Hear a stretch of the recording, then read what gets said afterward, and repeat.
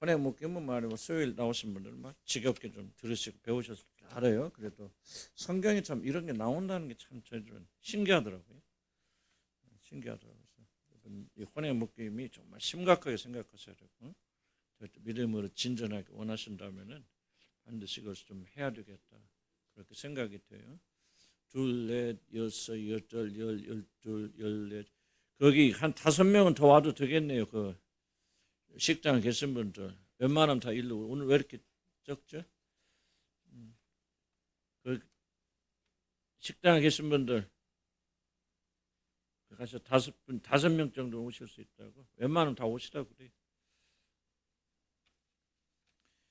우리 프린트 보시고요. 프린트 막 그대로 하려고 하니까 조금 어렵긴 하더라도 좀 제가 이렇게 하는 이유는 집에 가셔서 잘 좀 이렇게 하시라고 그렇게 하니까 웬만하면 다 오세요. 여기 지금 15명밖에 안 되니까요.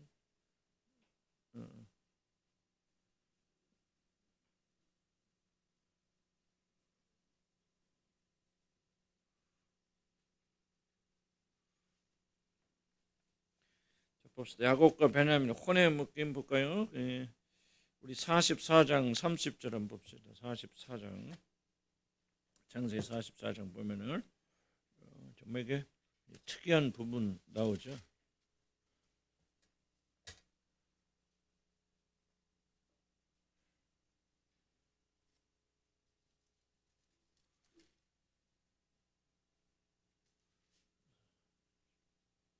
이거 지금 내가 보는 성경 좀 달라가지고 30절이면 30절 봅시다. 29절 볼 때 너희가 이 아이도 내게서 데려가라 하니 만일 지혜가 그 몸에 미치면 나의 흰 머리를 슬퍼하며 스올로 내려가게 하리라 하니 지금 야곱이 베냐민을 이렇게 애굽으로 데려오지 못하도록 하는 그 설명하는 거죠. 그래서 만약에 그 몸에 베냐민에게 지혜가 내리면 내가 스올에 지옥에 내려간다. 30절 보니까 아버지의 생명과 아이의 생명이 하나로 서로 하나로 묶여 있거늘 이제 내가 주의 종 우리 아버지에게 돌아갈 때에 우리가 우리와 함께 가지 않으면 아버지가 야곱이죠. 아이는 여기는 지금 베냐민입니다. 베냐민 이때 나이가 정확한 모르지만 약 35세, 35, 6세 정도 지금 추정하고요.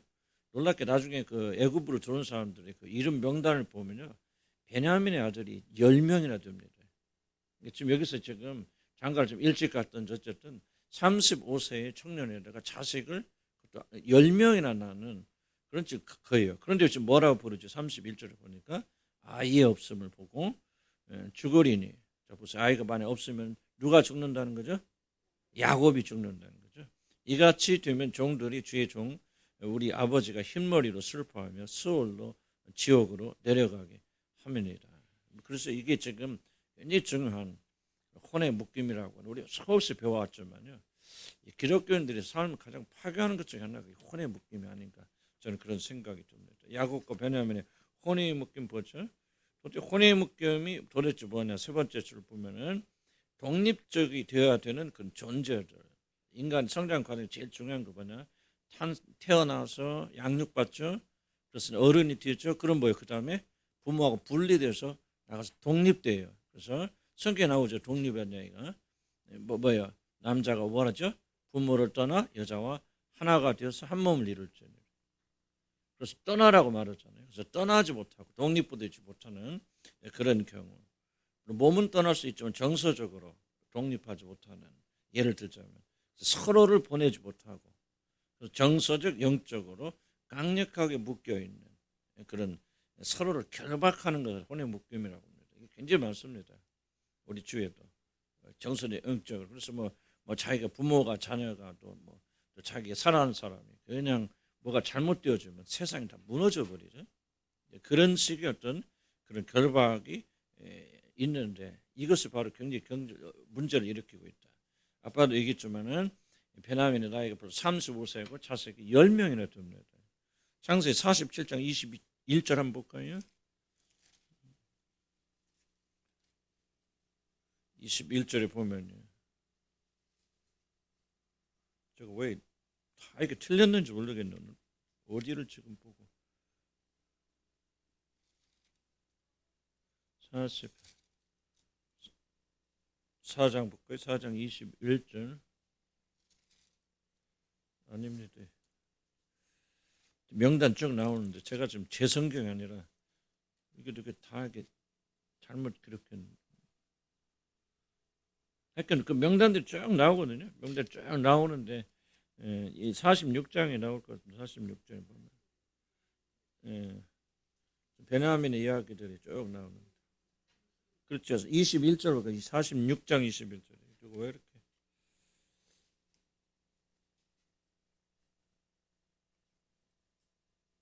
쭉 보면서 한번 봅시다. 46장 21절 읽어볼까요? 시작.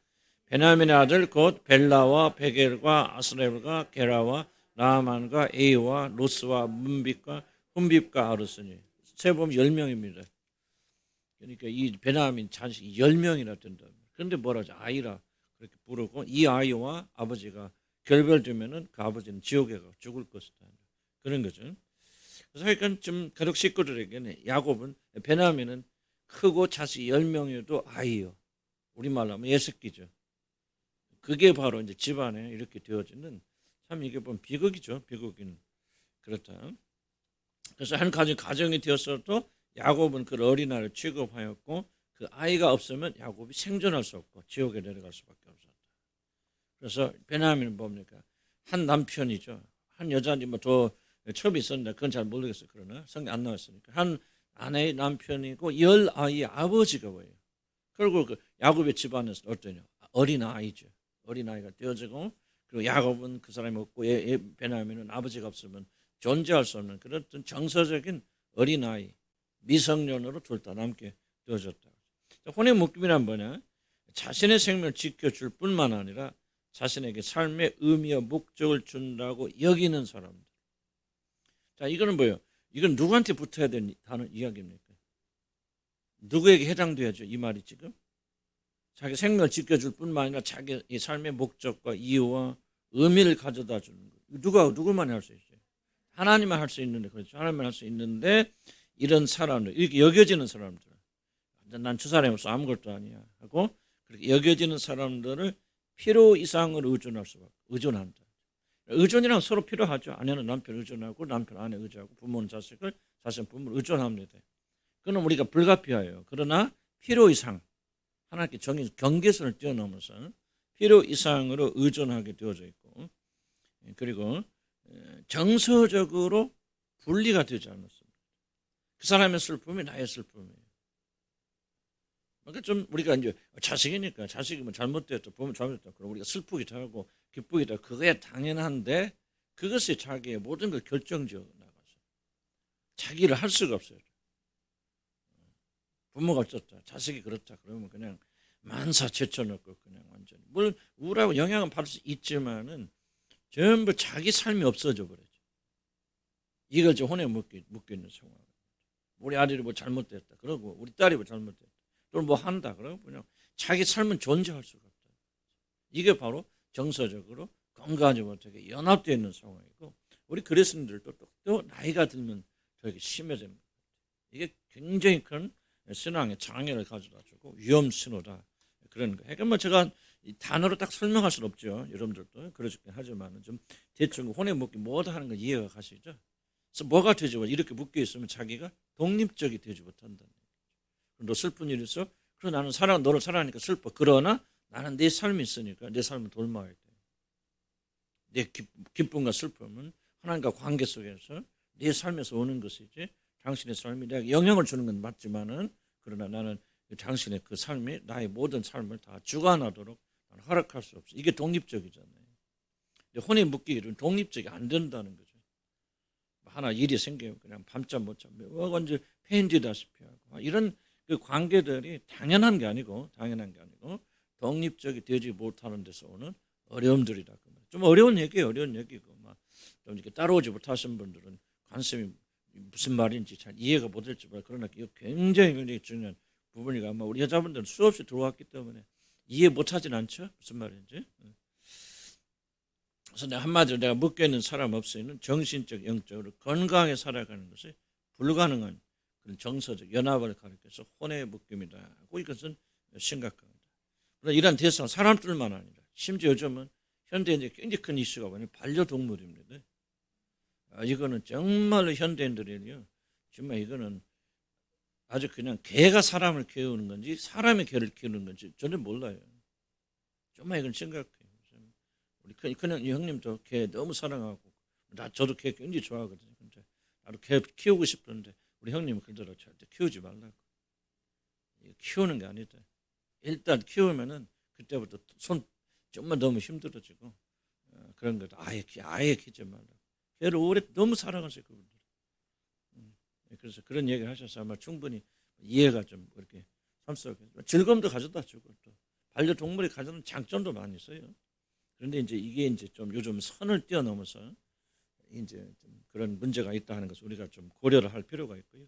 특정한 물건 같은 뭐 제가 뭐 자세히 설명할 거 없고 궁금하시면 맨날 제가 쓴 그 혼인묶임 책을 읽어보시면 더 자세히 나오고 이거 굉장히 심각하게 받아들여야 됩니다.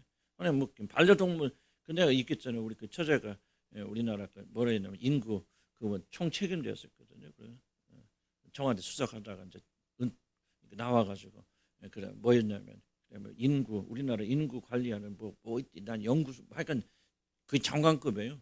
그 총책이었는데 재밌는 얘기 내가 몇 번 해주더라 몇 번 한 기억이 나는데 개를 기르는 집은 부부관계를 안 한대. 우리나라 인구 감소의 놀란 수많은 원인이 뭐냐 반려동물이. 이건 국가에서 내온 통계입니다. 참 조사하잖아요. 연구원들 가서 뭐하고 있습니다. 반려동물이 있는 부부들은 부부관계 잘 안 한대. 그 참 굉장히 좀 그냥 넘어가기는 어려운 그런 상황, 굉장히 좀 어려운 그런 말들 아닙니까? 그래서 반려동물이 약간 좀 많이 조심해야 되고요. 반려동물은 필요하고 좀 좋아요. 근데 그건 이제 동물같이 키워야 되는데 요즘은 이제 이 경계선이 넘어가 버려서 어려움이 많이 있지 않습니까? 그래서 좀 이런 것 좀 꼭 사람만 묶이는 것이 아니고, 하여간 자세히 얘기하면 뭐 그거 다 설명한 이야기가 아니니까. 시간이 아니니까 다만 그런 게 있구나. 또는 뭐 과거에 뭐 사랑했던 사람과 됐건 미웠던 사람, 뭐 어떤 사람 이런 사람들 다 얽히게 되어져. 이 페이지 볼까요? 왜 혼의 묶임이 치명적인가? 왜 혼에 묶이고 내 마음 속에 이렇게 좀 올바른 독립적이 되지 못하고 또 뭐가 됐든지 그렇게 하는 것이 치명적인가? 자, 우리들 혼의 묶임이라는 흔히 들을 수 있는 주제에 대해서 깊이 관심을 가진 이유는 뭐냐? 우리들의 구원은 이게 중요합니다. 그리스도와 연합이란 특수한 형태에서 이루어지기 때문입니다. 다음 주에 좀 깊이 설명할 겁니다. 구원이 뭡니까? 그리스도와 연합해서 받는 거예요. 그래서 하나님께서 우리를 어떻게 구원하십니까? 물론 예수님이 우리 죄를 위해서 다 희생하시고 피를 흘려주셨고 믿음으로. 그런데 어떤 방식으로 구원하십니까? 하나님께서는 아주 독특한 방식, 그리스도와 우리가 믿음으로 연합하는 일을 통해서 우리를 구원하십니다. 무슨 말을 하고 있느냐? 이 연합을 극도로 방해하는 게 혼의 연합입니다. 그래서 혼적 연합, 이 혼의 연합이 가장 타격 주는 게 뭐냐? 이런 구원의 문제고 주님과 연합하는 그런 문제이기 때문에 여러분들 구원에 관심이 있고 이미 구원 받았고 주님과 더 가깝게 나기를 원하시는 분들은 이 혼의 문제를 절대로 가볍게 여겨서는 안 된다는 사실입니다. 자, 기독교 구원의 방식, 우리들이 어떻게 구원 받는가 한마디로 정하면 뭐라고 그랬죠? 그리스도의 하나됨, 연합 또는 묶임을 통해서 우리가 할 수 있습니다. 자, 그래서 이 구원의 특성 때문에 무엇이 제일 중요하냐? 여러분의 마음이 어떤 상태에 있느냐가 최고로 중요합니다. 아무리 강조해도 지나침이 없습니다. 구원 영적 모든 활동이 어디에서 일어나? 이 마음에서 일어납니다. 그래서 마음을 무엇인가 빼앗겨 버리면은 이제 사실은 구원은 절대적인 지장으로. 제가 수없이 강조하지만 저도 말하면서 다 이해하는 거 아니에요. 기독교의 핵심은 윤리와 도덕이 아닙니다. 그게 아니에요. 마음입니다. 왜냐하면 구원이 마음을 통해서 이루어지고 그렇기 때문에. 자, 밑에 봅시까? 좀 봅시다. 자, 믿음을 통하여 우리들의 마음이 그리스도와 연합함으로 구원의 모든 과정이 이루어집니다. 이건 잊지 마시고 꼭 기억하시기 바랍니다. 믿음을 통하여. 다른 거 아니에요. 행위가 행동이 아니고 오직 믿음을 통하여 우리들의 마음이 그리스도 연합. 마음이 연합하지 않으면 안 됩니다. 무엇으로? 믿음으로. 구원의 모든. 자, 믿음으로 말미암아 에베소 3장 17절 이렇게 믿음으로 말미암아 그리스도께서 너희 마음에 계시게 하옵소서. 어디에 계시게? 마음에 계시게. 무엇으로? 믿음으로. 그랬죠. 이 말씀처럼 그리스도는 다른 곳이 아니라 우리들의 마음에 거합니다. 그럼 마음이 어디에 있습니까? 심장이 있습니까? 심장이, 어떤 분들은 심장이 마음이다. 그런 거 아니겠죠. 영이 어디에 있습니까? 영은 뭐 심장력 아니, 그거 아니잖아요. 똑같아요, 마음도. 그래서 사실은 성경에서는 마음과 영혼을 동의어로 사용합니다. 마음이 곧 영혼이다, 영혼이 곧 마음이다. 그런데 우리에게 좀 친근하게 설명하기 위해서 마음이라는 단어를 쓰죠. 우리 눈으로 볼 수 있고 손으로 잡을 수 있는 그런 공간이 아니에요. 마음은 영혼을 볼 수 없지만 우리 안에 있듯이 바로 마음은 볼 수 없지만 우리 안에 있는 것이 바로 마음이에요.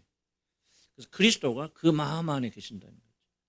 이 말씀처럼 그리스도는 다른 것이 아니라 우리 마음에 가시고, 물론 이 말의 의미를 쉽게 설명할 수는 없지만은 말은 우리의 마음을 통하여 그리스도와 하나가 되고 마음을 통하여 그분과 교제한다는 그런 거예요.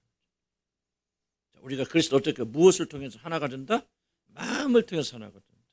그리고 마음을 통해서 그분과 교제한다. 영이라고 해도 틀림이 없어요. 틀리지 않지만 조금 우리 친숙한 의미로 마음 안에 주님이 계시고 마음으로 주님과 교제합니다. 그러니까 그렇게 마음이 병들으면 큰일 나겠죠. 지금 이걸 말하고 있는데 마음의 병들으면 큰일 나고 주님과 하나 될 수 없다는 얘기죠. 그럴 뿐 아니라 성령이 부어지는 곳이 어디입니까? 어디에 성령이 부어지십니까? 우리들 마음입니다. 그거 한번 읽어볼까? 시작. 그가 또한 우리에게 인치시고 보증으로, 성령 어디에 주셨느니라? 우리 마음에 주셨느니라. 그러므로 성령이 우리 안에 마음이 거하시면 우리 마음에 거하시고 우리 마음은 성령이 거하시는 거룩한 성전이 됩니다. 우리 육신의 성전이 아니에요. 뭐가 성전? 우리 마음의 성전. 그래서 성령이 우리 안에 마음에 거하신다. 그렇게 말했습니다. 그럼 마음이 어디 있습니까? 우리는 설명할 수 없죠. 영이 있습니까? 있죠. 그런데 보입니까? 만질 수 있습니까? 그 영이 어디에 근처입니까? 뭐 어떤 사람은 배에 걸리는데 위에 있고, 그건 엉터리 같은 소리고요. 우리 안에 거하지만 그것은 우리가 만질 수 있고 볼 수 있는 그런 공간이 아니다. 그러나 영혼이 있듯이 우리에게도 마음이라는 것이, 이 마음은 뇌의 활동 이상일 것입니다. 많은 사람들은 뇌가 곧 마음이라고 생각하는데 그렇지 않아요. 뇌와 마음은 다릅니다. 영혼과 뇌가 다르. 우리 뇌가 영혼입니까? 아니죠. 그러듯이 우리 마음은 뭔가 다르다는 거죠. 자, 그럼 어디 그뿐입니까? 하나님의 사랑이 다른 것이 아니라 어디에 부어진다? 마음에 부어진다. 하나님의 사랑. 소망이 우리를 부끄럽게 하지 않으면 우리에게 주신 성령으로 말미암아 하나님의 사랑이 어디에? 우리 마음에 부어진다. 우리 마음에. 자, 우리들의 마음에서, 그래서 누구를 사랑하면 뭐가 뜨거워지죠? 마음이 뜨거워지잖아요. 그죠? 마음이 쿵쾅쿵쾅 하잖아요. 이것이 우리 심장의 영향을 중에서 몇 바퀴 뛰는 거죠. 좋아하는 남자 보고 좋아하는 여자 보면 막 가슴 벌렁벌렁 하잖아요. 그는 벌렁벌렁 하는 심장이 마음이 아니고 마음이 움직이니까 심장이 벌렁벌렁 해서 마음이 표현되는 거죠. 그래서 하나님의 사랑이, 예수님이 성령이 어디에 가서 우리 마음에 가십니다. 자, 우리들 마음이 성령을 받는 곳이고 우리의 마음이 성령이 거하시는 곳이고 우리의 마음이 하나님의 사랑을 주고받는 놀라운 기관입니다. 그러므로 성령 뭐라고 합니까? 이제 이걸 이해를 해야 이 잠언서의 말씀 이해할 수 있죠. 뭐라죠? 마음을 지키라. 무릇 지킬 만한 것 중에서 더욱 마음을 지키라. 뭐요? 생명의 근원이 어디서 난다? 마음에서 난다. 이해가지 왜 마음에서 나는지. 이렇게 중요한 것이 장사. 그러니까 마음에 병들면 다 병들게 된다 그 말이죠. 자, 3페이지 넘어가면 왜 성경 마음을 지키라고 그럽니까? 단순한 질문이에요. 왜 마음을 지키라고 하죠? 무엇인가 빼앗아가는 존재가 있으니까. 뺏어가는 거 없으면 왜 지키라고 그럽니까? 왜 문 잠그라고 합니까? 문 잠그고 문 단속 잘하세요 그래요? 도둑놈이 있으니까 그러니까. 없으면 문 열어놓고 하잖아요. 저는 미국 살 때 그 동네 보니까 문 하나도 안 잠그고 아예 문 다 열고 다녀. 빈집 아무 도둑놈 없어요. 미국이 막 험악하다 그러는데 험악한 동네가 있어요. 그러나 백인들끼리 사는 데는요. 낮에도 밤에도 문 안 잠그고 다니면서 삽니다. 우리나라 큰일 났잖아요. 문 안 잠그면. 그러니까 뭐가 도둑질한 사람이 있으니까 뭐 하는 거예요? 마음을 지키라고 말하죠. 자, 근데 원수 사탄은 무엇 때문에 우리 마음을 도둑질 하려고 하냐? 이유는 우리의 모든 영적 활동은 다른 기관이 아니라 마음이라는 특별한 기관을 통해서 일어나기 때문에 굉장히 중요합니다. 이걸 이해하지 못하면 성령 활동을 뭐 몸으로 느끼고 뭐 하고 전부 몸으로 제한시켜요. 그건 육입니다.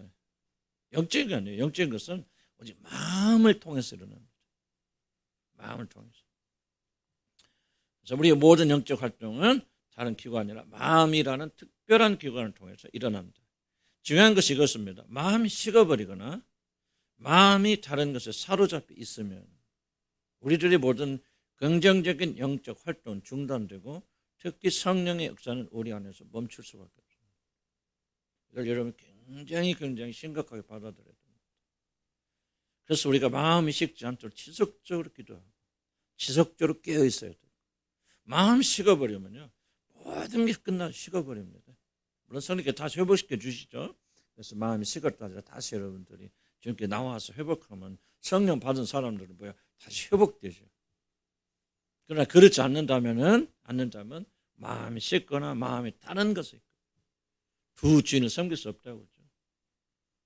여러분 돈 버는 것에 가 있다든지 또 건강이라 뭐가 어쨌든지 간에 지나치게 관심 갖고 그것을 갖게 되면 우리 마음은 분산되어 버립니다. 이걸 잘 이해해야 됩니다. 왜 이해를 해야 되냐? 우리는 아직도 죄를 뭐로 생각하냐? 윤리와 도덕적인 걸 생각해요. 도덕질하는 거, 음란하는 거, 그런 거 나쁜 것. 그러니까 우리는 그런 거 잘 안 하잖아요. 예를 들면.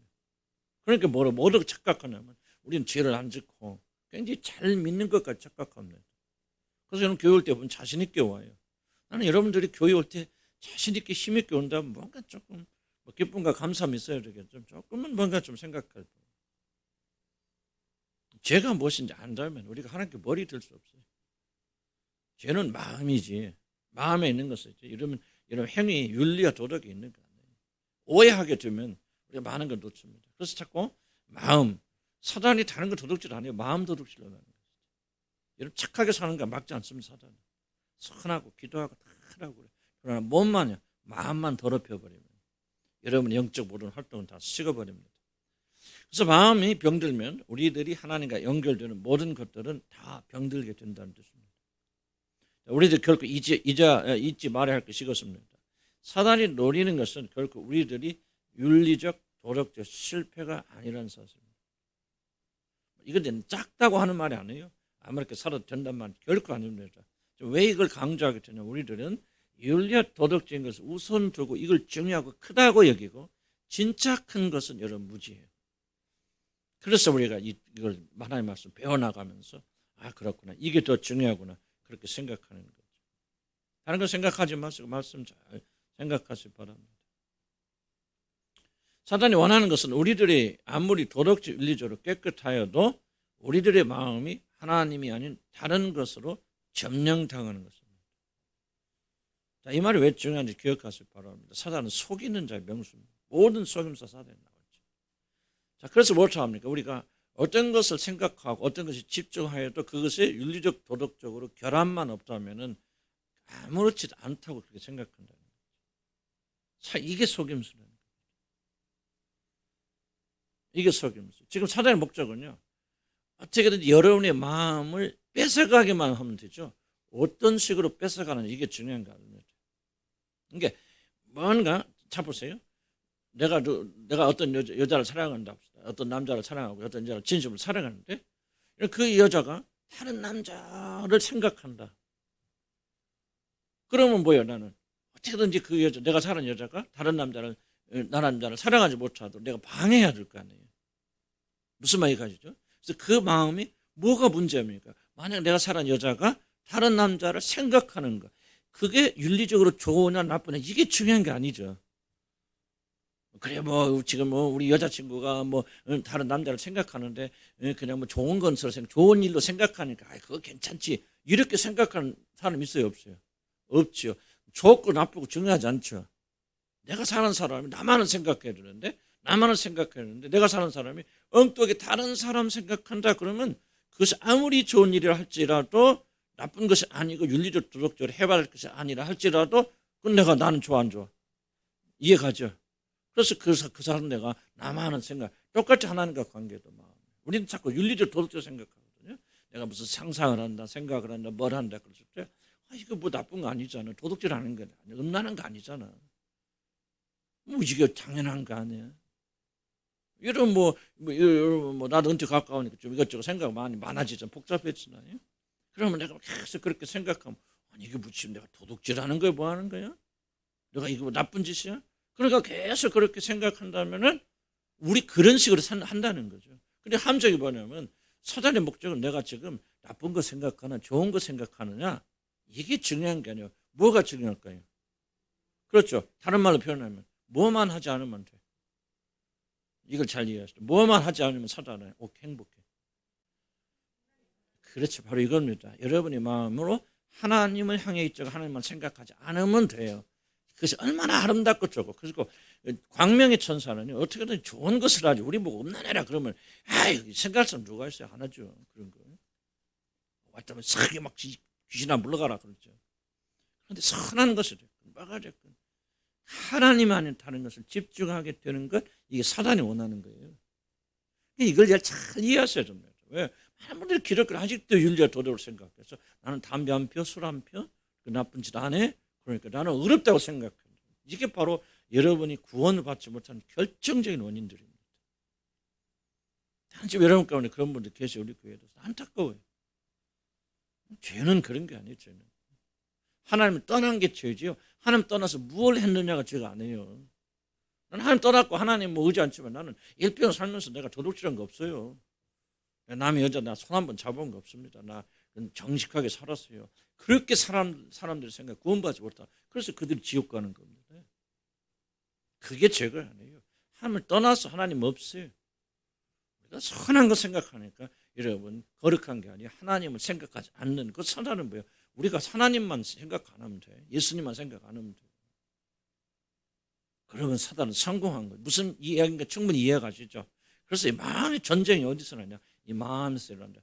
혼의 묶임이 바로 이거라는 거죠. 우리 마음을 도둑질하는 것이다. 그래서 항상 그것을 생각하게 하고 집중하게. 아니 부모가 자식 생각하는 거 그거 그 나쁜 거 아니잖아요. 자식 대해서 염려하고 우리 아들 잘돼 될 텐데 공부도 잘하고 건강하고 취직도 잘해야 되는데 계속 그거 생각하는 그 죄입니까? 윤리적 도덕적 흠잡을 거 없죠. 근데 문제는 뭐냐면 그 사람이 계속 그것만 생각하다 보면은 하나님 생각할 시간이 어디가 있어요. 사단이 원하는 거예요. 하나님만 생각하지 않으면 되고 하나님만 바라보지 않으면 돼요. 그래서 사단은 정체를 감추고 광명의 천사를 위장해서 우리 마음을 도둑질한다는 것이죠. 자, 그다음에 밑에 내려보죠. 사단이 뭐를 제일 싫어하느냐? 하나님께 우리 마음이 정복하는 것을 가장 싫어하고 가장 두려워합니다. 그래서 여러분 마음이 항상 하나님을 향해 있다면요. 그것같이 사단에게 두려운 게 없어요. 그럼 봅시다. 혼에 묶이면 다른 것이 아니라 우리들의 마음이 무엇인가 점령당하는 것입니다. 그래서 하나님이 들어설 공간이 성령님이 일하실 여유가 사라지게 만드는 것 이것이 바로 혼의 묶음이다. 그래서 하나님의 아닌 다른 것들과 우리들의 마음은 묶이면 무엇인가 하나님의 아닌 다른 것을 우리 마음 잘 어렵게 생각하죠. 무엇에 혼이 묶여 있는가 알려면은 가만히 있으면 그냥 여러분 마음이 어디로 흘러갑니까? 자연스럽게. 이게 바로 여기 묶여 있는 게. 무슨 염려가 근심이 제일 많고 그냥 자생대로 흘러갑니다. 그게 여러분의 마음이 묶여 있는 정복당하는 거. 자, 그다음 봅시다. 혼이 묶이는 이유. 혼이 묶인다는 표현 좀 그렇게 어쨌든 혼이 묶이는 이유가 도대체 무엇입니까? 오늘 성경 보시면은 혼이 묶이는 이유는 우리들이 안전에 위협을 받는 일이 일어났기 때문에 안전. 혼이 묶인 이유는 우리 안전. 이 안전은 굉장히 중요합니다. 중요한 게 아니라 가장 중요합니다. 인간이 어떻게 안전하고 어떻게 죽지 않을까. 제가 며칠 전에 토론토 대학 유명한 심리학과 교수 강의를 좀 온라인으로 들었어요. 강의를 들었는데 그분이 참 재밌는 얘기가 중요한 말을 하더라고요. 그분이 아주 독특하게 잘 가르치던데 무슨 얘기를 하냐면 사람들은 성공에 막 사람들 목매라는 것 같은데 성공에 목매다는 게 아니다는 거죠. 사람들. 그리고 무엇인가 성공했을 때 그 사람들이 막 나는 성공했거나 희열을 느낄 것 같은데 전혀 그렇지 않대. 자기가 성공한 사람들 전부 인터뷰해 보면 그런 감격이 없대요. 성공했다. 그리고 어떤 마음을 가졌느냐? 실패하지 않았다. 아, 실패하지 않았구나. 이것 때문에 기뻐하고 이것 때문에 안심하는 것이지. 내가 성공했다고 성취했다고 그거 갖고 흥분한 사람은 자기가 인터뷰도 아무도 없다는 얘기예요. 그분이 아주 그 인간의 마음에 아주 본질을 찔린 거예요. 뭐예요? 사람들은 안전의 두려움, 실패의 두려움, 두려움이 사람의 핵심이라는 거예요. 그 심리학과 교수. 참 그분 좀 뛰어나게 잘 크리스천인지 아닌지는 잘 모르겠어요. 아주 잘 가르치더라고요.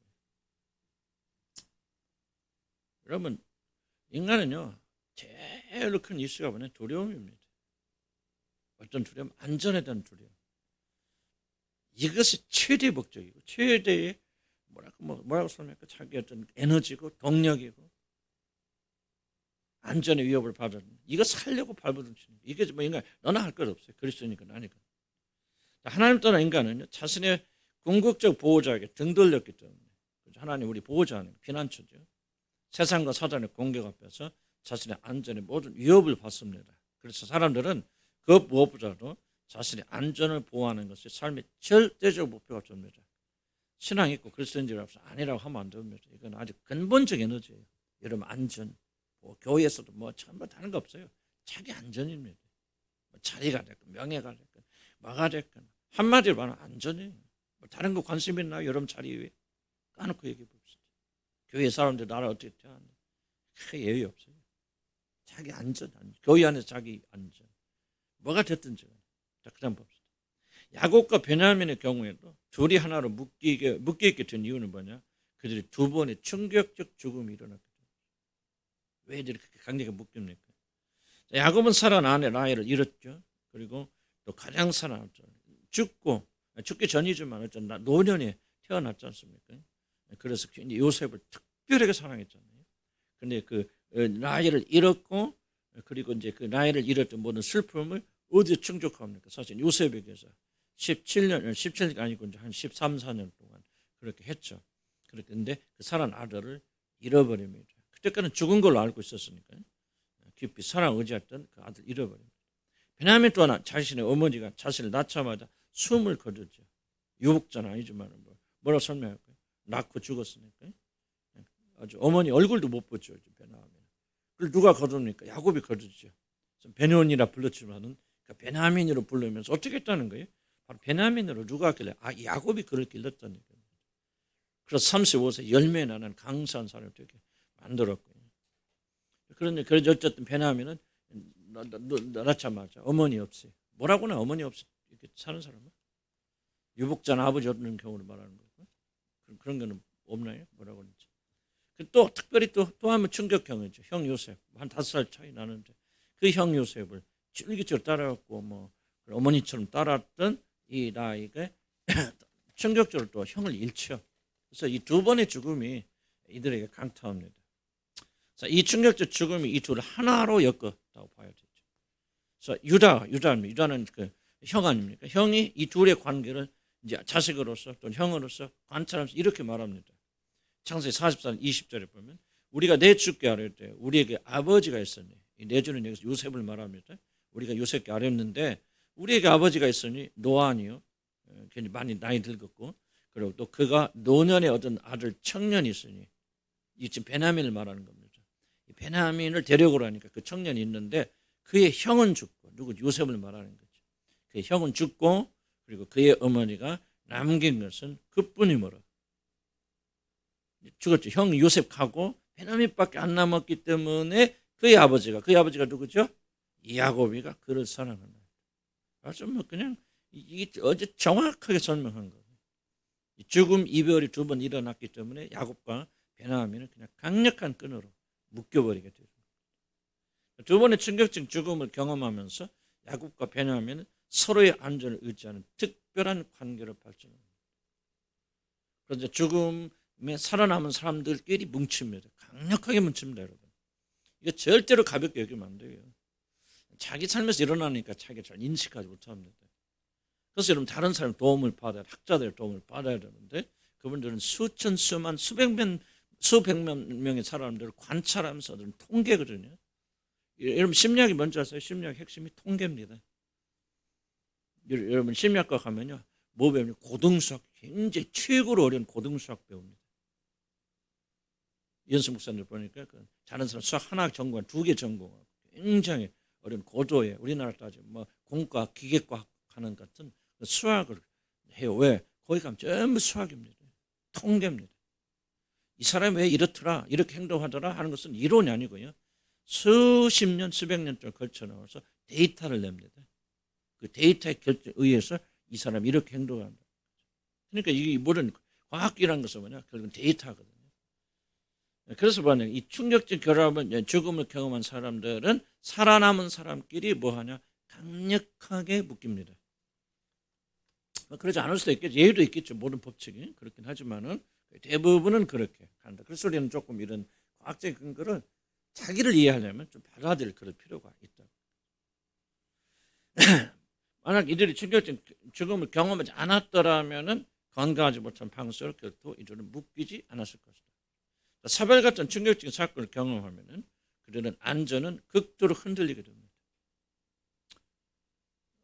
사람이 무엇을 중요하게 여기는 잘 모르잖아요. 그래서 우리가 좀 전문가들 들을 필요가 있죠. 그리고 제 경험으로도 난 1번의 이슈가 안전이라고 생각해요. 모든 게 안전해서요. 안전.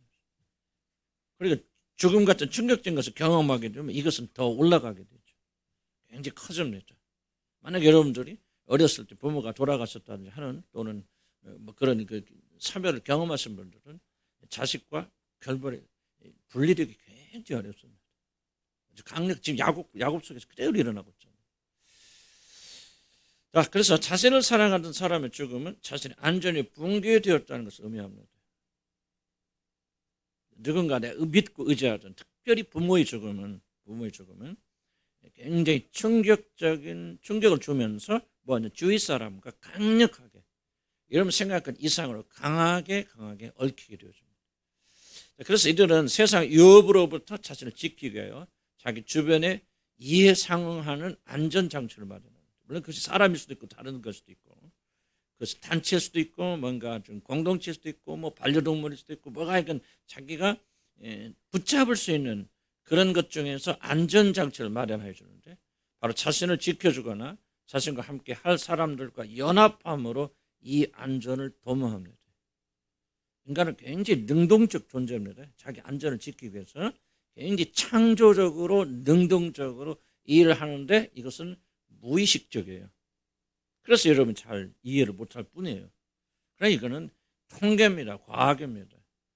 여러분도 아마 혹시라도 그런 경험들이 있다면 이걸 여러분을 이해하는 기준으로 좀 삼아야 된다. 그렇게 생각이 되어집니다. 어떠냐? 어떤 사람과 연합하면 안전이 자기 자신을 지켜주거나 자신과 함께 할 사람들과 연합함으로 이 안전을 도모합니다. 쉽게 말하면 아이들의 아빠가 일찍 세상을 떠나면은 어떡하죠? 아이들은 자기 자신의 안전에 대한 두려움 때문에 지나치게 엄마에게 매달리거나 그렇죠? 어디 가지도 못하고 화장실도 못 가게 만들죠. 그러거나 장난감 혹은 반려견 등에 아주 집착하게 되어집니다. 사실은 반려견이나 이런 것에 집착하는 사람들이 뭐냐면 애정 결핍이라는 아주 충격적인 것이 있었던. 제가 볼 때는 좀 건강하신 분들은 건강에 자랐던 분 다 그런 건 아니겠지만은 그런 결격 없는 분들은 그렇게 사랑은 사랑하지만 그렇게 집착하지는 않는 것 같아요. 근데 좀 병적이다 하시는 분들은 뭔가 조금은 이런 충격적인 그런 사고들이 있었다 그렇게 생각하면 되고 애정이 결핍된 아이들은 그렇게 자꾸 반려견 쪽으로 빠져가게 됩니다. 요즘 그래요. 근데 또 반려견 갖다가 또 버렸다가 우리나라 지금 문제가 뭔지 아십니까? 반려견을 얼마나 버리는지 갖다가 지금 막 너무나 불쌍한 거예요. 뭐 학대 말도 못하고요. 약간 왔다 갔다 하는데 동물들도 한국 살라니까 되게 힘들 것 같아. 내가 가만히 생각하니까. 아니 뭐 프랑스도 맞죠. 프랑스 뭐 반려동물 뭐 우리보다 더하면 못 하잖아요. 바캉스 시즌이 되어지면 길바닥에 개들이 널려 있어요. 그리고 이제 또 끝나고 뭐 또 뭐라고 하지 그걸 데리고 오는 거를 뭐라고 그래? 어? 아 유기견 말고 어디 가서 입양해야 될 거예요. 그냥 휴가 끝나면 입양하고 휴가 시작하면 더 버려요. 참 잘 모르겠어요. 나는 반려견 굉장히 좋아합니다. 나는 개를 무지무지 좋아하는 사람이고 그런데 내가 그걸 일방적으로 공격하는 게 아니고 잘못되죠. 또 반려견 기르는 굉장히 장점들이 있습니다. 혼자 사신 분들은 수명도 좋고 관계도 좋아지고 다음에 질서 안에서 해야 되는데 조금 이제 극단적으로 잘못된 경우를 제가 지금 말씀드리는 겁니다. 어떤 아이들이 집착할 수 있는데 그거 뭐냐 제가 앞에 설명한 대로 큰 충격이라서 자기 안전을 상실하잖아요. 그럼 그 사람 어떻게 합니까? 절망과 낭망에 빠져서 죽거나 그렇지 않고 살려고 발버둥 치려면은 뭐 하는 겁니까? 이렇게 자기 안전 것을 다시 만들어 갑니다. 이게 바로 혼의 묶임의 시작이라는 거죠. 누군가가 필요 이상으로 묶여버린다.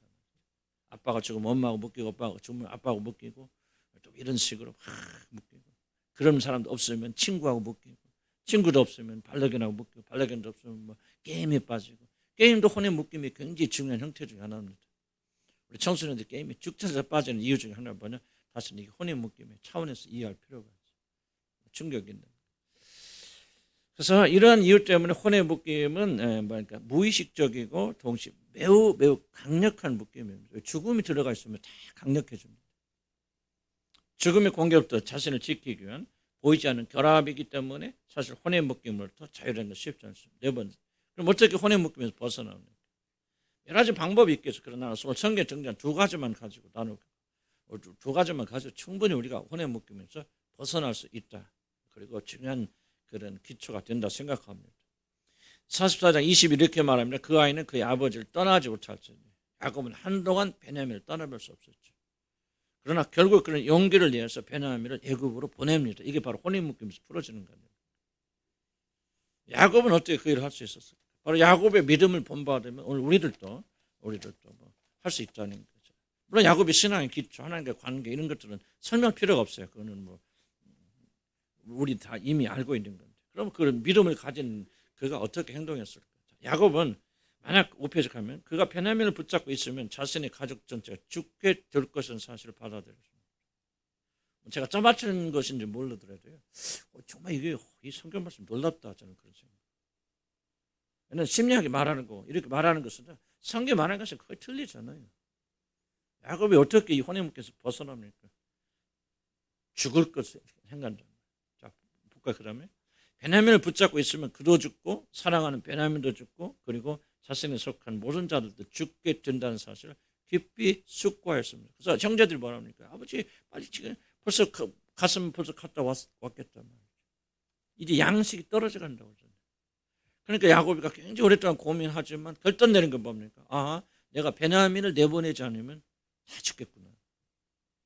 그래서 베냐민을 내보낸 결단이 바로 거기서 생깁니다. 여러분 굉장히 중요한 대부분입니다. 여러분 어떤 심리학에 가든 예수 안 믿는 사람에도 결국 이야기합니다. 사람이 변화하려면요 이걸 해야 돼요. 회개 이걸 해야 돼요. 굉장히 중요한 요소입니다. 야곱이 하는 건 그냥 우연이 아니고요. 베냐민을 보내서 힘이 어디서 나오냐? 깊은 사고 쏟고 이대로 가다가는 우리가 다 죽겠구나. 이것이 깊이 그 야곱의 마음속에 와 닿으니까 야곱이가 결단한 겁니다. 살려고. 그럼 좀 더 봅시다. 만약 내가 이 사람을 이렇게 붙잡고 있다면 이렇게 혼의 묶임을 풀지 않는다면 어떤 일이 일어날까 하며 혼의 묶임이 가져다 줄 큰 파괴력을 깊이 생각하는 것은 혼의 묶임에서 벗어난 첫 번째 출발입니다. 왜 혼의 묶임에서 못 벗어납니까? 이걸 사고하지 않기 때문에. 그냥 내가 계속 이렇게 살면은 계속 이런 식으로 어머니와 아버지와 또 이렇게 부부간에 또 이렇게 형제를 이렇게 산다면 어떤 결론이 날 것인가를 깊이 사고해야 그런 변화가 옵니다. 이 사고 안 하면 안 돼요. 생각해야 됩니다. 뭐를 생각하는 게 혼의 묶임이 가져다 줄 파괴력을 생각해요. 만약 우리들이 잘못된 방식으로 누군가 깊이 묶여있는 관계가 가져다 줄 큰 피해에 대하여 깊이 사고하지 않는다면 그 중에서 가장 큰 사고 앞에서 설명한 이거죠. 마음이 뭐예요? 구원에 있어 하나님과 관계 속에서 마음이 차지하는 비중을 우리는 1번으로 생각해야죠. 두 번째, 이런 관계 지속되게 될 때 실제적으로 내가 사랑하는 사람과 어떤 관계가 일어날까 하는 것을 심각하게 사고해야 됩니다. 그렇게 하지 않으면 결국 혼의 묶임에서 이런 빠져나올 수 없다는 거죠. 왜냐하면 혼의 묶임이 가져다주는 육적인 즐거움과 거짓 안전은 생각보다 크기 때문에 여러분이 이 생각을 이기려면 생각해야 돼요. 깊이 사고하고 깨달아야 됩니다. 거짓말을 이기는 것은 다른 거 없어요. 진리를 묵상하는 것밖에 거짓말을 이길 수가 없어요.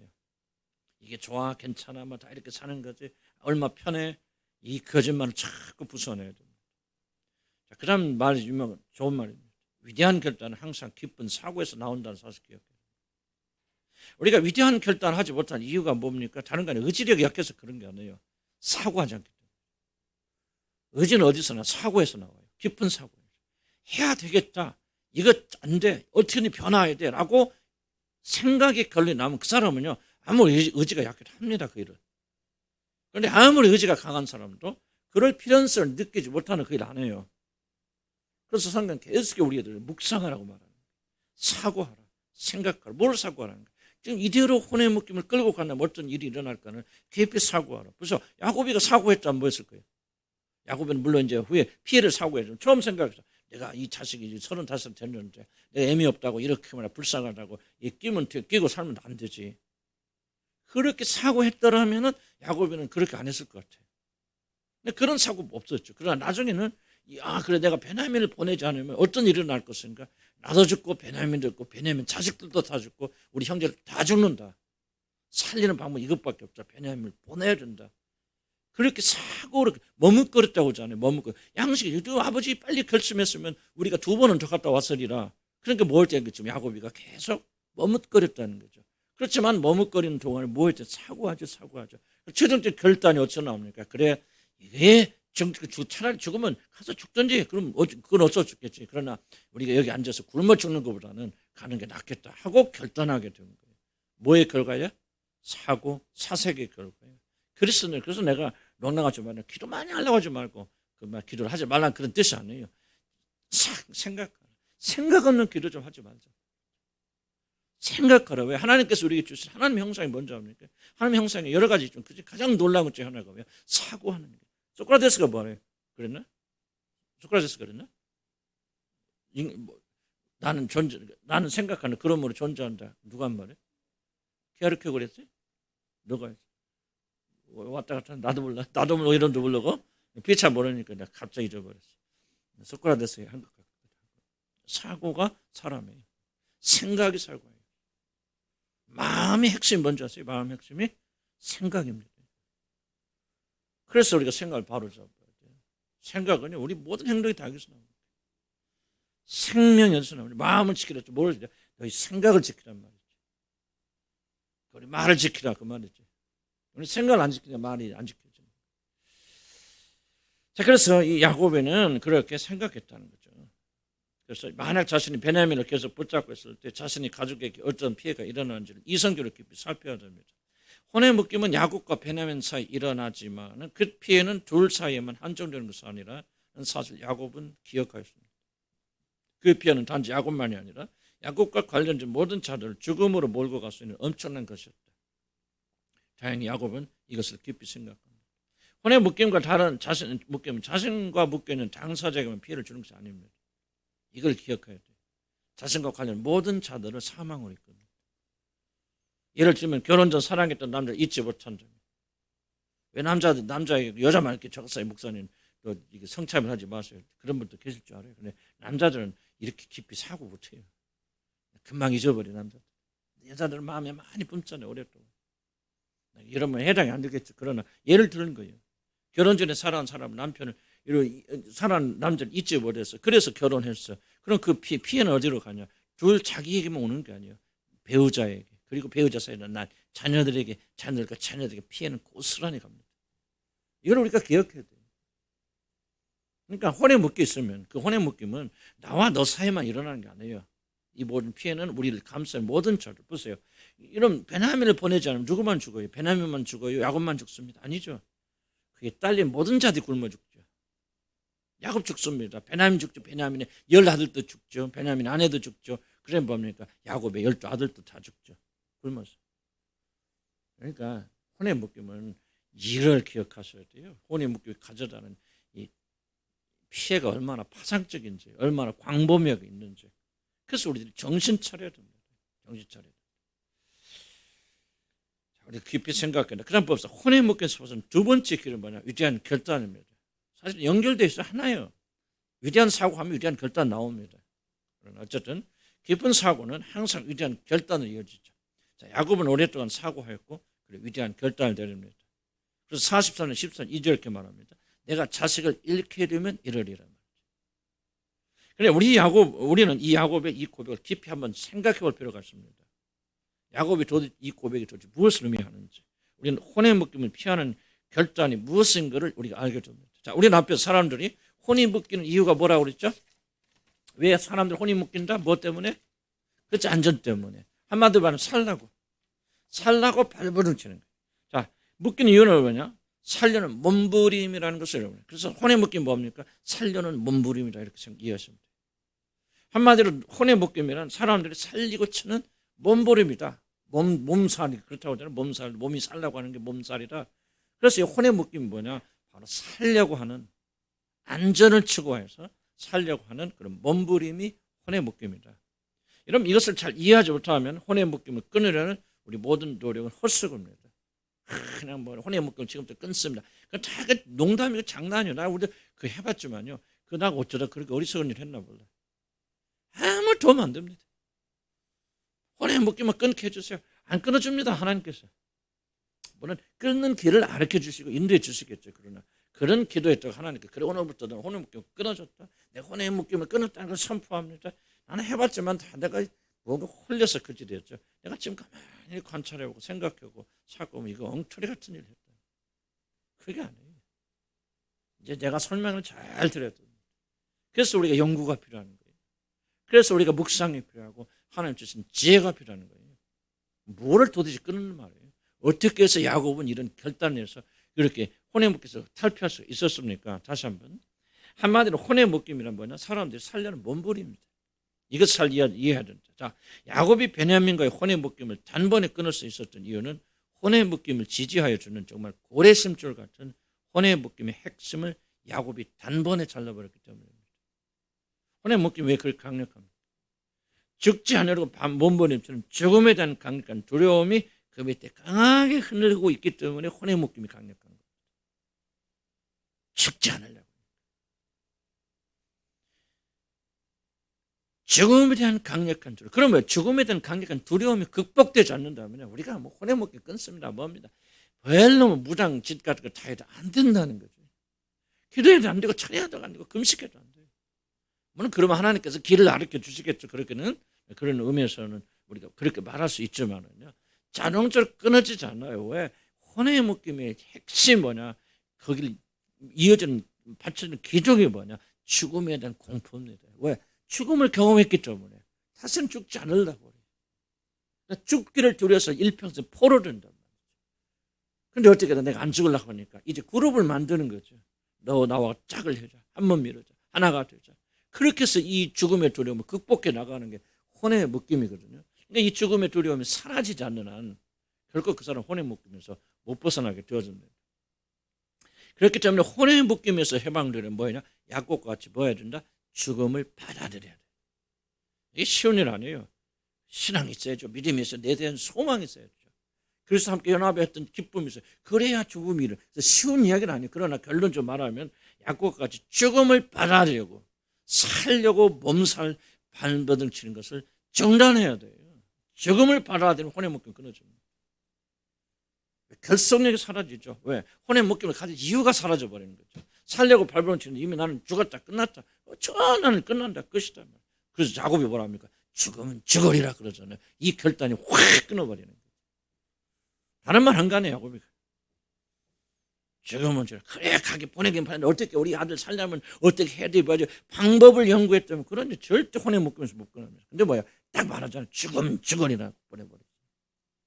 그러니까 야곱과 베냐민이 끊어져 버립니다. 자, 야곱이 죽으면 죽으리라고 믿음으로 베냐민을 애굽에 보냈듯이 우리 또한 그래야 됩니다. 이것은 우리가 묶여있는 대상을 더 이상 사랑하지 말거나 모든 관심을 내려놓으란 말이 아니에요. 그건 혼의 묶임에 오해하는 겁니다. 사랑해야 되죠. 부모 자식 사랑해야 되고 부부가 사랑해야 되고 그래야 됩니다. 한 번 미루고. 그러나 경계선이 있다. 경계선. 그런 것이 아니라 그를 의지하거나 그의 생존을 내가 책임지려는 모든 것을 하나님께 맡겨드리라는 의미입니다. 경계선 긋고 나오라 그 말에 물러갈 때서 내가 하나님이 아니에요. 내가 책임자가 아니에요. 어디까지는 공감은 하지만 그러나 그 이상은 내가 할 수 없고 내가 너를 줄 수 없고 내가 너에게 생명을 줄 수 없다. 나는 피조물에 불과한 자다. 너의 모든 걸 하나님께 맡긴다고 다 끊어보내야 되는데 혼의 묶임이 이게 불가능하다. 그런 걸 말하는 거죠. 뭐 혼의 묶임 끊는다고 해서 나는 우리 부모가 부모하고 난 얼굴도 안 치라고 이제는 남으로 삽시다. 남은 남처럼 합시다. 그걸 말하는 거 아니에요, 여러분들. 혼의 묶임 끊는다는 거죠. 같이 살고 서로 사랑하고 서로 그렇지만은 경계선 딱 끊어서 내가 할 수 있는 것은 여기까지입니다. 이 이상은 내 영역이 아니고 하나님의 영역입니다. 그럼 하나님께 올려드리고 맡겨드립니다. 바로 그런 거죠. 각자 조금 이제 뭐 적용할 때 좀 다르긴 하겠지만 그런 원칙적인 것들은 이거 하나만 여러 마음은 더럽혀지고 마음은 다른 것에 우리 빼앗겨서 우리가 하나님을 모셔드릴 마음이 없어요. 우리 신앙은 그냥 죽어버립니다. 물론 이것을 나처럼 쉬운 일이 아니죠. 왜냐하면 우리의 마음은 만약 그 사람 포기한다면 나는 생존할 수 없을 것이다. 끊임없는 거짓말이 여러분을 속삭일 것입니다. 주목해보세요. 여러분 왜 이걸 자꾸 배워야 되냐면 여러분은 여러분의 걸 잘 인식하지 못합니다. 나는 내 문제를 인식하지 못해요. 나는 여러분의 문제를 인식할 수 있어도 이게 다 그렇게 돼 있어. 자기는 자기 문제에 대해서 여러분 다 가려져 있습니다. 자기 몰라요. 절대로 자기가 자기 문제를 안다고 장담한 사람같이 어리석은 사람 없습니다. 최고로 어리석은 사람이 자기가 자기 문제 안다는 사람. 맞아요. 내가 여러분의 문제를 어느 정도 진단해서 볼 수 있지만 내 문제 안 보입니다. 왜 항상 나는 내 자신을 보호의 눈을 쓰고 보기 때문에요. 안 보여요. 그래서 우리가 이 말씀이나 다른 사람의 조언을 통해서 그리고 일반적인 그런 그 논리를 가지고 자기를 점검해 볼 그럴 필요가 있다고 생각이 되었죠. 그래서 여러분 싸움이 뭐냐면 거짓말과 싸움입니다. 나는 이 사람이 없으면, 이 사람이 죽으면, 이 사람이 헤어지면, 이 사람이 실패하면 나는 아무것도 아니고 하는 그런 속임수들이 여러분의 굉장히 뿌리 깊게 내려 있습니다. 이걸 뽑아내지 않고서는 여러분 혼내먹기는 그렇게 쉬운 게 아니에요. 혼내먹기면 기도하고 오늘 내가 기도하고 저기 올려서 끝났습니다. 정말 그는 자기가 스스로를 속이는 사람이고 가장 어리석은 사람이에요. 그렇지 않아요. 죽음이 물러가야 되고 이런 거짓말들이 이러면 해야 됩니다. 그런데 거짓말을 알려면 뭐예요? 1차적으로 거짓말을 드러내야 되잖아요. 관심 없는 사람 안 돼요. 뭐 오늘 몇 명이나 관심 있어 뭐라 그래. 관심 있는 사람이 할 수 있는 일인데 거짓말 자꾸 드러내야 돼요. 엄청난 거짓말 숨어 있죠. 이걸 주님 앞에 자꾸 인식해 나가야 돼요. 자녀의 성공이 됐고 뭐가 됐고 그 성공을 하여간 전부 지금 다 설명할 수 없어요. 그러나 우리에게 거짓말이 깔렸기 때문에 이 거짓말 드러내서 이 거짓말 먼저 부숴서 뿌리를 뽑아내야 됩니다. 그럼 우리 남편 없어도 아내 없어도 우리 자식 없어도 부모 없어도 나는 살 수 있겠구나. 이분은 우리 고백까지 하나님 한 분만 우리 힘입니다. 다 이해해줘. 그러나 이 마음의 중심은 그렇게 생각 안 해요. 이거 올려내야죠. 올려내서 자꾸 앞에서 내보내면서 속사람 마음이 그거를 인식하고 받아들여야 돼요. 그래서 작업을 해나가는 거예요. 그 다음 봅시다. 거의 다 끝나가네요. 우리는 자신의 죽음을 받아들이고 내가 의지하는 사람을 죽음으로 보내야 됩니다.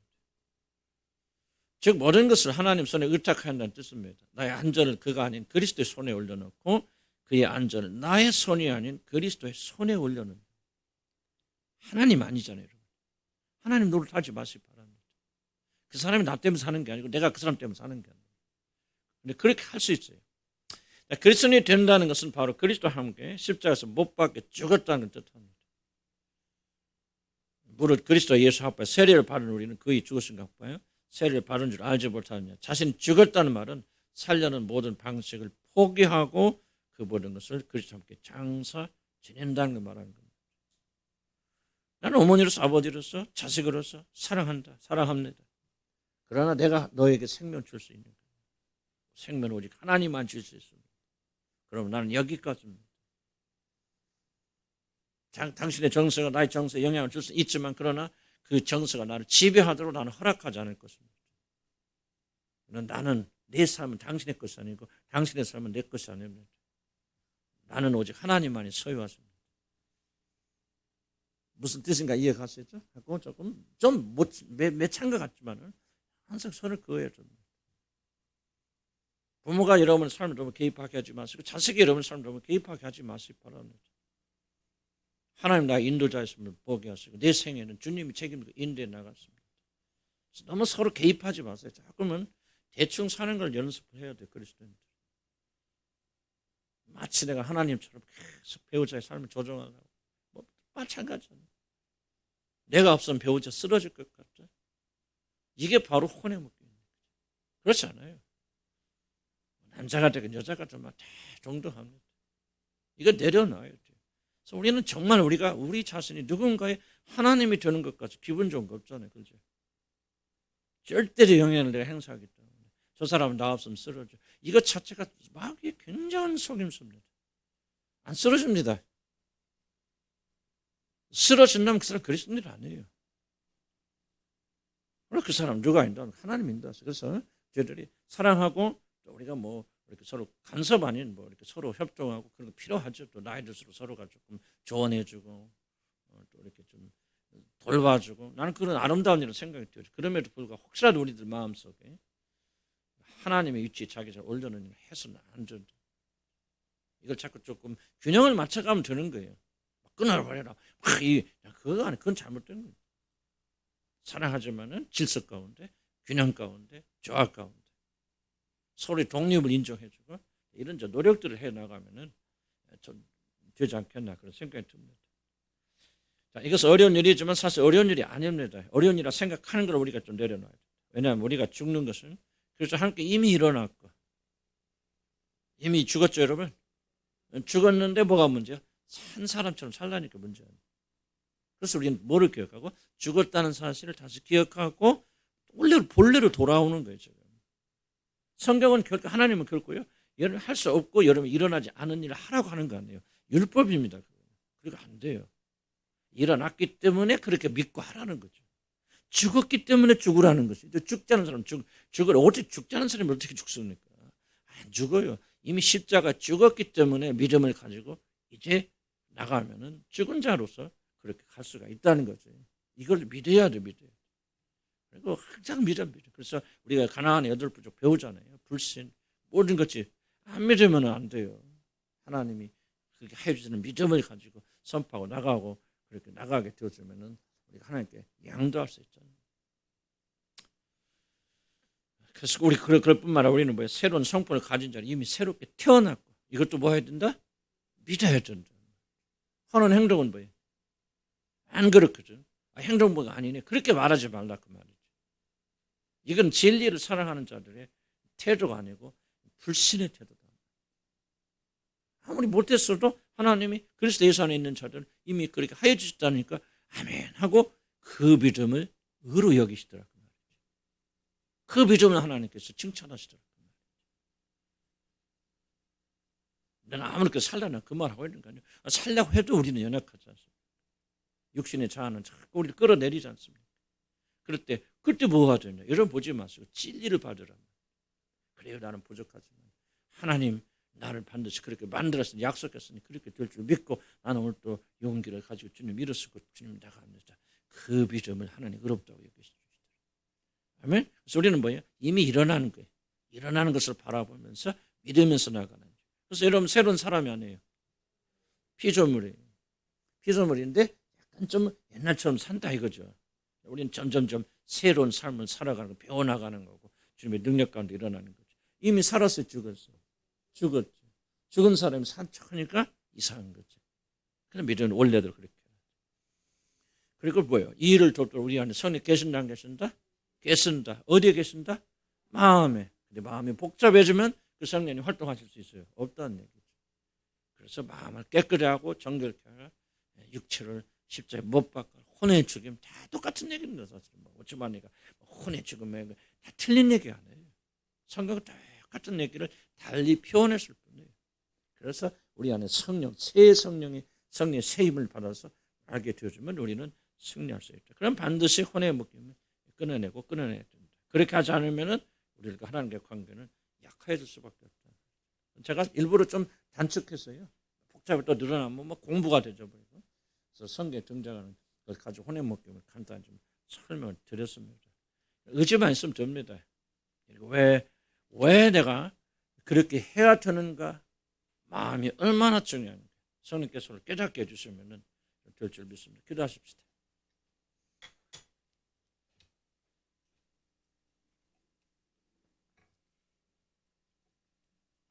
하나님, 우리가 또 몇 가지로 기도할 때 주님 힘을 주시고 우리 듣긴 듣지만은 이 들은 것을 우리 마음에 새기시는 것은 하나님이십니다.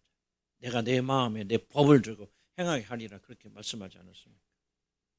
우리 마음에 소원을 주고 그 소원을 행하게 하시는 하나님이신 줄 압니다. 저는 이 시간에 우리에게 기도하는 것은 오늘 들은 말씀이 단순한 머리의 지식으로 끝나는 것이 아니라 내 마음에 기록이 되어지고 내 마음에 드시는 하나님의 말씀 되도록 그렇게 기도합니다. 우리 기도를 들어주시고 오늘 들은 말씀들이 하나님 하나의 지식으로 끝나지 않게 하시고 우리 마음편에 새겨지도록 주옵시고 축복하여 주시옵소서. 우리가 건강한 사람 되고 우리 마음을 정결케 하는 사람 되기를 바랍니다. 그래서 먼저 기도할 것은 마음이 얼마나 중요한가. 왜 사단은 마음을 노리는가. 지식으로 이제 깨달았어요. 그러나 그것이 아니고 마음을 깊이 깨달을 수 있죠. 왜 마음이 그렇게 중요한 것인가. 왜 마음을 간직하는 것이 그렇게 중요한 것인가. 왜 좋은 것, 윤리적 도덕적인 것이 아니라는 것을 깨닫는 것이 그렇게 중요한가. 제가 설명했지만 이걸 깨닫게 하신 이는 하나님이십니다. 하나님 오셔서 깨닫게 하여 주시고 이 말을 이해하게 인도해 주시고 왜 내 마음을 정결하게 해야 되는지, 왜 혼의 묶임을 가져서는 안 되는지, 왜 내 마음을 깨끗하게 해서 주님께만 드려야 되는지를 깨달을 수 있도록 하는 내 마음에 주님 이 지식을 더하여 주시옵소서. 우리 다시 주여 한번 힘있게 부르 기도합니다. 주여, 주여 도와주시기 바랍니다. 깨닫게 하여 주시기 바랍니다. 아버지 나는 물을 줬고 아버지는 아버지 현주만은 스먹고 아버지는 물을 줬고 그러나 자라게서는 하나님이라고 말씀하지 않았습니까? 아버지 하나님 미션을 기도하는 것은 아버지 하나님 오늘 때가 전진 이 말씀 아버지 하나님 던졌지만은 이 말씀이 자라게서는 하나님인 줄 압니다. 성령께서 오셔서 오늘 우리가 들은 이 말씀을 우리 가슴에 기록하시고 마음판에 기록해 주실 아버지 간절히 바라고 원합니다. 오 하나님 우리에게 깨달음을 주시 바랍니다. 아버지 단순한 지적 깨달음을 우리 영혼의 깊은 것으로 깨달았어요. 아버지 우리 마음이 왜 그렇게 중요한 것인지 알 수 있도록 도와주시기 바랍니다. 아버지 성령이 주어지는 것이고 하나님의 사랑이 부어지는 것이고 아버지 우리 마음을 통해서 하나님이 거하시는 장소 아버지 하나님 이 마음이 얼마나 놀랍고 중요한 장시간을 깊이 깨닫도록 도와주시되 하나님 내 머리 지식이 아니라 오늘 내 마음속 깊은 곳에 성령께서 이 말씀을 소화할 수 있도록 도와주시고 내 마음에 기도하시도 인도하여 주시라 우리 간절히 바라고 원하나이다. 주님 저는 지금까지 많은 윤리와 도덕적으로 생각했습니다.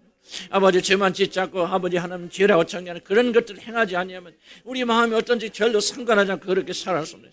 아버지 하나님 이 시간에 힘을 베풀어 주시고 놀라운 능력과 힘을 베풀어 주셔서 아버지 하나님 주님에게 하는 그런 믿음으로 충만하는 역사도 하나님 인도해 주시기 바랍니다. 하나님의 우리 힘을 어찌 우리 마음을 변화시켜 우리 마음을 그렇게 정결케 할 수 있습니까? 하나님의 그리스도 예수 그리스도의 보배를 피해버리는 놀라운 편으로 아버지 우리 마음을 정결케 해주셔서 아버지 하나님 우리 마음을 점령하고 지배하고 있는 것 아버지 해방되는 역사들을 인도하여 주시라 우리 간절히 바라고 원합니다. 주여 주님이 나의 몸이 되시고 주님이 나의 마음을 정복한 되시고 주님이 나의 모든 것이 되어지기를 소원합니다. 아버지 하나님의 일을 위해서 내 마음이 정결케 되기를 소원합니다. 주여 내 마음에 열망을 주시라 우리 간절히 바라고 원합니다. 내 마음에 깊은 곳에 우리 주 예수가 계시게 하시옵소서. 아버지 내 마음에 깊은 곳에 주님 계신 주님이 내 모든 마음을 내어드리는 그런 자가 되어서 하나님 도와주시라 우리 간절히 바라고 원합니다. 하나님 나는 주님께서 내 안에 충만히 가슴을 되게 소원합니다. 나의 모든 것이 되어지기를 소원합니다. 나의 마음의 중심을 주님이 사로잡으시기를 나는 소원합니다. 주여 이것이 나의 열망이고 주 예수 그리스도가 내 마음의 중심에 계셔서 예수께서 나를 떠나지 않고 가시는 그런 분이 되기를 소원합니다. 주여 나는 내 마음에 다른 것을 집어넣고 아버지 주님 하나님 그런 것들로 인도하여 주시옵소서. 예수 이름으로 기도합니다.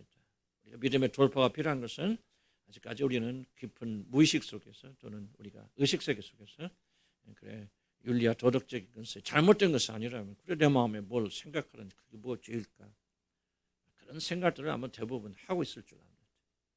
열심히 사업 생각, 열심히 누구 도와주는 거 생각 다 좋아요, 다 좋은데 중요한 질문은 사단은 좋고 나쁘고를 상관하지 않는다는 거죠. 마음만 생각해서 뺏어서 우리 마음에 하나님만 생각하지 않으면 되는 거예요. 하나님만 묵상하지 않으면 되는 거거든요. 그래서 우리 마음이 다른 걸로 분수하겠죠. 마르다가 나쁜 거 하지 않았어요. 예수님 준비할 거, 대접할 거 준비하죠. 그런데 예수님 뭐랍니까? 마르다야. 내 마음이 분주하구나. 마리아는 좋은 거 한 가지 택하였으니 그는 절대로 이걸 빼앗기지 아니하리라. 그렇게 말씀하지 않았습니까? 마리아의 마음이 뭡니까? 오직 예수 그리스도 말씀 그분으로 채우려는 거 아니에요. 주님 우리도 그렇게 대해주세요. 해주세요. 나 같은 것에 그런 생각하면 안 됩니다. 여러분 안에 성령이 계시고 예수의 피로 구속받은 자들이 있고요. 더 죄인, 큰 죄인, 작은 죄인 없어요. 다 죄인이에요. 다만 이것을 인식하는 자, 하지 못한 자 있을 뿐이죠. 주여 한번 부를까 간절히 기도합니다. 주여 아버지 하나님 주님 간절히 바라고 원합니다.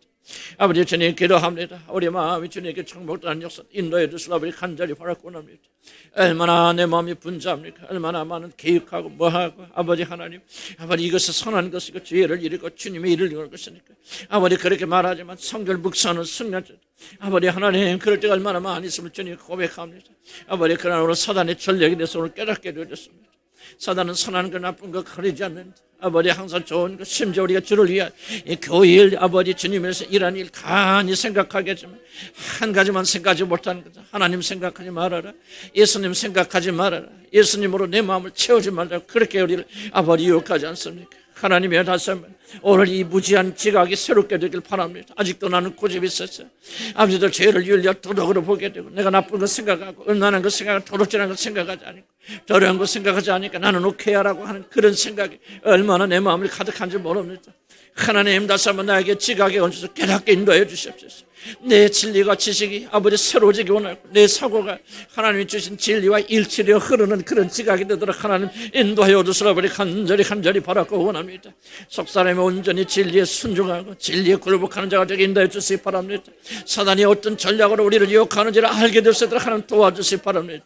아버지 윤리를 도덕질 실패가 아니라 주여 네 마음에 타는 것만 생각하면 돼. 좋은 거 생각해. 다른 사람 도와주는 거 생각해. 교회를 어떻게 발전시켜 생각하고 그거 많이 생각해. 그러나 예수님만 생각하지 마. 하나님만 생각하지 말라고 그렇게 나를 미혹할 때가 한두 번이 아니면 합니다. 하나님의 은혜 다시 하면 윤리와 도덕적 율법으로 제 마음을 측정했던 죄를 용서해 주시고 이 속임수에서 벗어나서 아버지 하나님 우리들은 진실된 마음으로 하나님 우리 주 예수를 내 마음에 품고 사는 그런 자가 되어서 인도해 주시기 바랍니다. 주여 이 마음은 당신을 위한 것입니다. 나의 영혼은 나의 구주 나의 사랑하는 연인 되신 우리 주님을 위한 것입니다. 주여 내 사랑하는 우리 주님만이 내 마음을 다스리고 정복하시고 채워주시옵소서. 주여 이 마음은 주님의 것이오니 아버지 하나님의 주님 받아주시라 아버지 간절히 바라고 원합니다. 주여 도와주시옵소서. 놀란 능력과 계절과 관념 베풀어 주시옵소서. 아버지 나는 그런 역사로 인도하여 주시라 아버지 간절히 바라고 원합니다. 아버지 나는 윤리적 도덕적으로 깨끗한 사람이 아니라 주님을 사랑하는 사람이 되기를 원합니다. 주님을 섬하는 자가 되기 원합니다. 주님이 나의 모든 것을 되기를 선하는 자들이 되기 원합니다. 하나님 우리 젊은 청년들에게 아버지 주님을 섬하는 마음을 불어주시고 우리 주님을 한 교들이 마음을 다하고 뜻을 다하고 성품을 다하고 힘을 다하고 목숨을 다해서 하나님을 사랑하고 사모하며 이스라엘의 주여와 하나님을 사모하는 열정이 우리 가운데 펼쳐나서도 하나님 인도하여 주시라 버리 간절히 바라고 원하나이다. 하나님의 붙들어 주시고 믿음을 주고 힘을 베풀어 주시소. 아버지의 찬송을 나가는 그런 믿음으로 충만하게 된 역사들 하나님 인도하여 주시기 바랍니다. 빛을 내려주시고 힘을 주시소. 아버지 하나님 향해 나가는 그런 믿음의 성령의 충만함으로 가는 그런 역사들 하나님 인도하여 주시라 버리 간절히 바라고 원합니다. 이스라엘이 하나님이여 우리들 하나님 되게 하시고 우리 젊은 청년들에게 허력한 진리로 가득 채워주시소. 아버지의 천세에 나가는 그런 믿음으로 충만한 자들 되도록 하나님 인도하여 주시라 버리 간절히 바라고 원하나이다. 주여 붙들어 주시옵소서. 주여 붙들어 주시옵소서. 우리 남자들에게 주님을 사모하는 마음을 주시고 하나님을 향해 나가는 그런 믿음을 주셔서 아버지 하나님을 인도해 주셔서 아버지 향해 나가는 그런 믿음으로 충만하는 그런 역사들 하나님 인도하여 주시라 버리 간절히 바라고 원합니다. 주여 붙들어 주시옵소서. 역사해 주시고 힘을 베풀어 주시옵소서. 아버지면 천사면 그런 믿음으로 함께를 인도하여 주시라 버리 간절히 바라고 원합니다. 주여 붙들어 주시옵소서. 예수 그리스도의 이름으로 기도합니다. 아멘. 혼에 묶여 있는 사람들 끊어지게 하실 때 그렇게 말하죠. 이런 소원이 있으면 됩니다. 야, 주님 내 마음을 주님만 드려야 되겠다. 주님과 함께하고 싶다. 그런 마음이 있으면요 주님께서 이끌어 주시고 축복해 주십니다. 자식하고 많이 끊어져야 됩니다. 자식이 여러분 인생의 전부입니다. 자식의 성공 여러분 아주 강력하게 묶여있네요. 주님이 주님 앞에 떠나보내시기 바랍니다. 야곱 같은 믿음 죽으면 죽으리라. 죽음을 두려워하지 않고 내가 그리스도 안에서 죽었다는 사실을 받아들이고요. 난 살려고 몸살하고 살려고 이 몸살에친 혼의 묶음 나는 더 이상 안 하기 원합니다. 죽었습니다. 아무것도 아닙니다. 아무것도 할 수 없습니다. 힘들죠. 하나님께서 뭐를 가르치시면 미워서 그런 거 아니에요. 죽음을 가르치십니다. 내가 이제 다음 수요일 날 봅시다. 그 교수의 그 간증들 그나마 정말 이게 벼락 맞는 듯한 그런 걸 받았어요.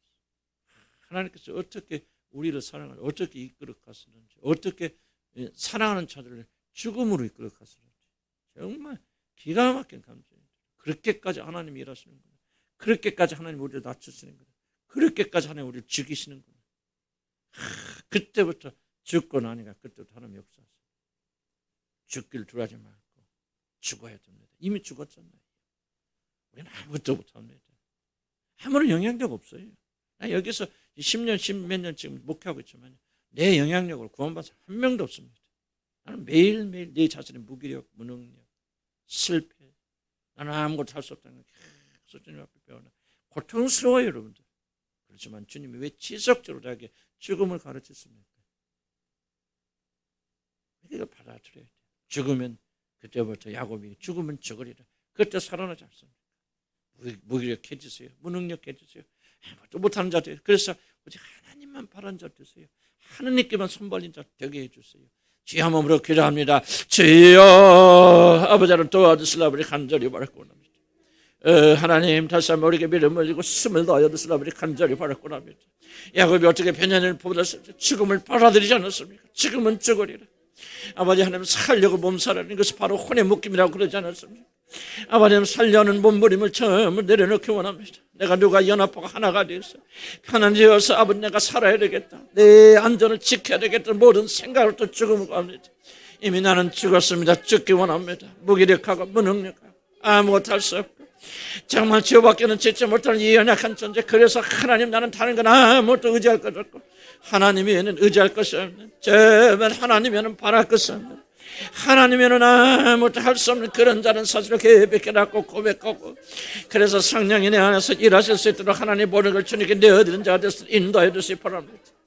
목사는 아무에게도 아버지 영향을 줄 수 없다. 아버지 아무에게도 구원을 가르칠 수도 없고 구원을 줄 수도 없고 아버지 그런 무기력한 내 자신을 바라보면서 얼마나 제가 힘들었습니까?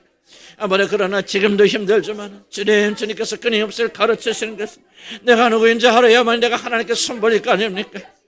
내가 죄인 중에 괴수여 내가 지는 것은 죄밖에 없다는 걸 깨달아야만이 어려우신 주님만 전적으로 의지하지 않겠습니까?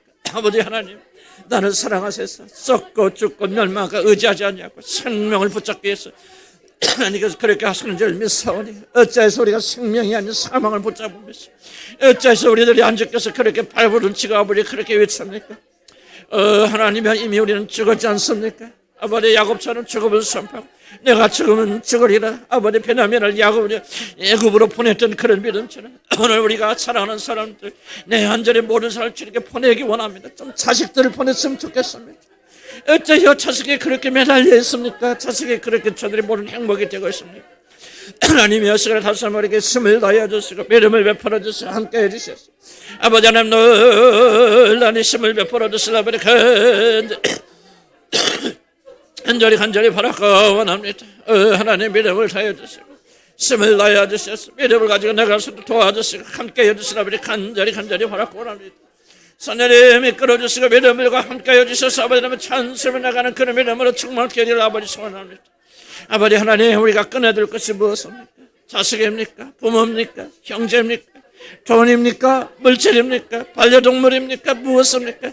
아버지 하나님 우리를 묶어는 모를 때 자유케 되는 역사에 인도하시고 해방되는 역사에 인도하여 주시기 바랍니다. 그래서 우리 자녀들이 건강한 자녀들 하나님만 바라보는 자녀들 하나님이 책임지는 자녀들 아버지 하나님이 모든 걸 찾는 우리 부모들 대해서도 인도하여 주시기 바랍니다. 주여 오늘부터 우리는 살려는 모든 발버둥을 내려놓기 인도하여 원합니다. 아버지 살려고 발버둥 모든 걸 내려놓기 원합니다. 주여 도와주십시오. 주여 함께해 주십시오. 주여 우리에게 믿음을 주셔서 주여 도와주십시오. 아버님의 찬송에 나가는 그런 역사들 하나님 인도하여 주시라 아버지 간절히 바라고 원합니다. 주여 우리의 기도를 들어주시고 우리 마음의 소원을 들어주시고 함께해 주셨어. 아버님의 찬송에 나가는 아버지 그런 자를 되시도록 하나님 인도하여 주시옵소서. 예수 이름으로 기도합니다. 주님 혼의 묶임 해당되지 않는 사람 누가 있겠습니까? 정말 저희들이 우리 마음을 깨끗하고 정결케 하여서 우리 하나님께서 예수님께서 우리 마음의 모든 것을 지배하고 다스리시는 귀한 시간 계기가 되도록 도와주시고 야곱이 어떻게 돌파했는지 정말 깊은 사고 속에서 혼의 묶임을 끊지 않을 때 어떤 일이 일어날까 그런 깊이 사고하였습니다. 대부분 적지 않은 사람들은 이 사고가 불가능합니다. 지각이 새롭게 되지 못하였고 하나 알지 못합니다. 그러면 하나님의 자녀들은 지각에까지 새롭게 함을 받았사오니 성령께서 그의 머리에 빛을 비춰주시사 정말 그들이 이제 눈을 열고 그래 내가 자식을 의지하고 자식과 묶여는 끊지 않으면 나도 죽고 자식도 죽고 관계를 모든 사람이 죽는다 하는 이것을 깊이 뼈저리게 깨달아 도와주셔서 야곱처럼 결단하도록 도와주시 바랍니다. 야곱은 죽으면 죽으리라 죽음을 받아들였습니다. 베냐민의 죽음을 받아들였습니다. 그리고 하나님께 모든 운명을 맡겨드렸습니다. 그럴 때 그가 해방되었듯이 우리를 또 우리가 모든 염려하고 근심하는 자를 혼이 묶여있는 자들을 주님께 드리도록 올려드리도록 도와주시옵소서. 우리는 그들의 하나님이 아니고 나는 그들의 하나님이 아닙니다. 하나님은 오직 한 분 있습니다.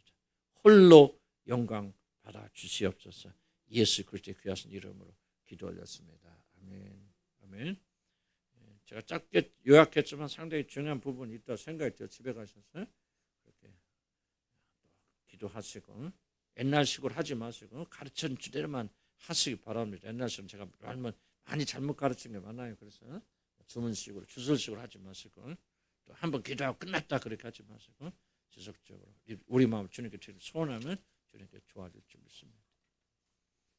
지금 3시 5분 전에요. 그래서 좀 많이 끝났답니다. 됐으면 이렇게 좀 끝나려고 그러니까 좀 소독 잘 하시고 수고 많으셨고 피곤하실 거예요. 주님 건강 주시고 내일부터 또 승리합시다. 아멘. 수요일 만납시다.